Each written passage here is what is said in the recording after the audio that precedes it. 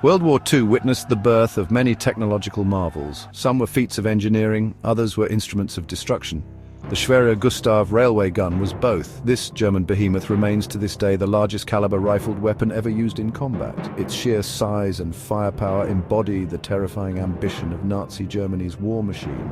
Imagine a gun so large it needed a dedicated railway line for transport. A gun that dwarfed buildings and shook the ground when fired. This was the Schwerer Gustav, a weapon that fired shells weighing as much as a small truck.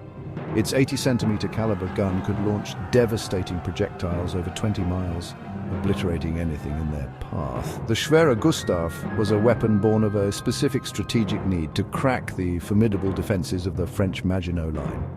However, the German Blitzkrieg bypassed this line, rendering the Gustav seemingly irrelevant. Ironically, this seemingly obsolete weapon would find its purpose not against concrete fortifications, but against stubborn Soviet resistance. The genesis of the Schwerer Gustav can be traced back to the mid-1930s. Germany under Hitler's leadership was rearming at a breakneck pace. One of the key objectives was to develop weapons capable of neutralizing the fortifications of the Maginot Line. These fortifications, built by France after World War I, were believed to be impregnable.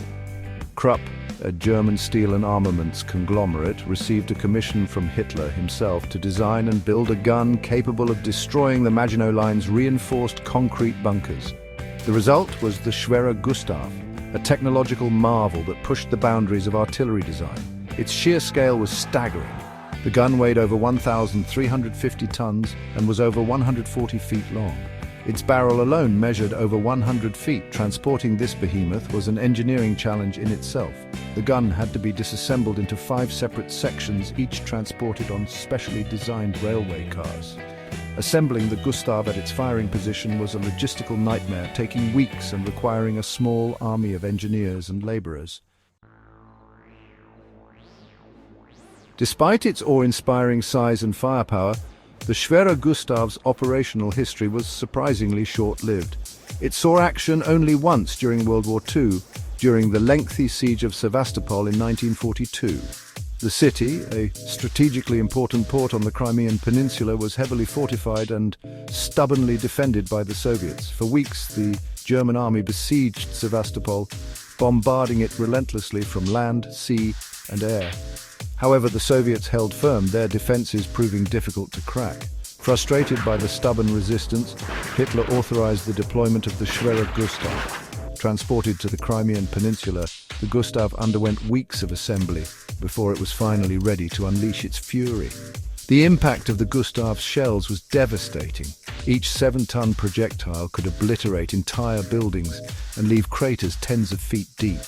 The weapon proved effective in destroying heavily fortified bunkers and underground ammunition depots, contributing to the eventual fall of Sevastopol. However, the Gustav's operational limitations quickly became apparent. Its slow rate of fire, logistical complexities, and vulnerability to air attack made it more of a psychological weapon than a strategically decisive one. Following its brief but destructive deployment at Sevastopol, the Schwerer Gustav was moved to Leningrad, intended for use against the besieged city. However, it never fired a shot there. The Red Army's tenacious defense, coupled with the logistical challenges of deploying the massive gun, made its use impractical. As the tide of the war turned against Germany, the Gustav was eventually dismantled and transported back to Germany. The gun's ultimate fate remains shrouded in mystery. Some accounts claim it was captured by advancing Soviet troops, only to disappear from records shortly after. Others suggest it was destroyed by the retreating German army to prevent it from falling into enemy hands. Whatever its fate, the Schwerer Gustav stands as a potent symbol of Nazi Germany's obsession with wonder weapons.